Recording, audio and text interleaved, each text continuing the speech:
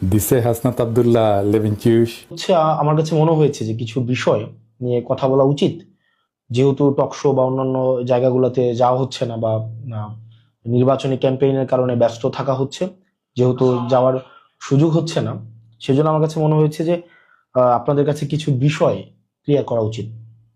Number one, আপনি যদি গত 15-20 দিনে আপনার হচ্ছে মিডিয়ার যে চরিত্র, মিডিয়ার যে আচরণ, সেটা যদি আপনি একটু দেখেন, কতটা বস্তুনিষ্ঠ অথবা কতটা নিরপেক্ষভাবে তারা কার্যক্রম পরিচালনা করছে, মানে তাদের যে আচরণটা, মিডিয়ার যে আচরণ, বিভিন্ন পত্রিকার আচরণ, মেইন স্ট্রিম মিডিয়ার যে আচরণ, তাহলে আসলে বাংলাদেশের মিডিয়ার চরিত্রটা সেখানে প্রকাশিত হবে।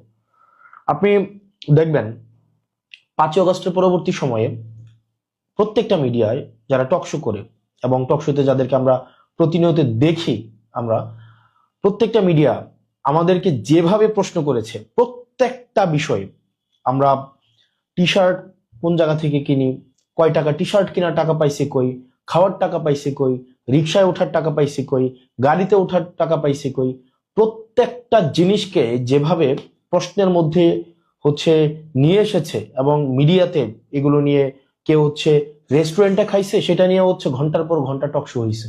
আপনার গত হচ্ছে আপনার জাস্ট এই কিছুদিন আগ পর্যন্ত টক শো হয়েছে। অথচ এই মিডিয়ার চরিত্রটাই দেখেন, বা যারা টক শো করছে এখন বিভিন্ন মিডিয়াতে, তাদের চরিত্রটা দেখেন। গত 15-20 দিন ধরে আপনি দেখবেন না যে তাদের এই এই আলাপগুলো এখন আর টক শোতে আছে। আপনি দেখবেন বিএনপি হচ্ছে জনাব তারেক জিয়া অনেকদিন পরে দেশে আসছেন, 17 বছর পরে দেশে আসছেন, তার ইনকাম নিয়ে কিন্তু কোনো আলোচনা নেই।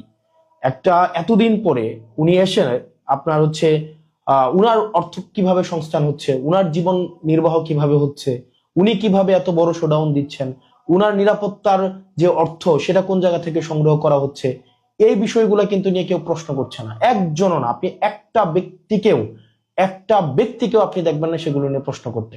আমার মনে আছে সেটা হচ্ছে অগাস্টের শেষের দিকে, খুব সম্ভবত আমাদেরকে নিরাপত্তা দেওয়ার জন্য হচ্ছে পুলিশ দেওয়া হয়েছিল 2জন বা 3জন করে, সেটা হচ্ছে ঢাকার বাহিরে।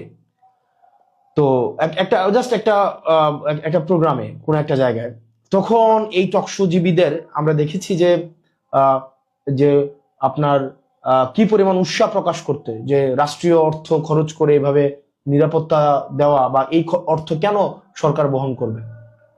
ঠিক এখন এই প্রশ্নটাই, যখন আপনার নিরপেক্ষতা কখন প্রশ্নবিদ্ধ হয়, যখন আপনার প্রশ্ন করার ক্ষমতা ব্যক্তি, স্থান, কাল বেঁধে পরিবর্তন হয়ে যায়।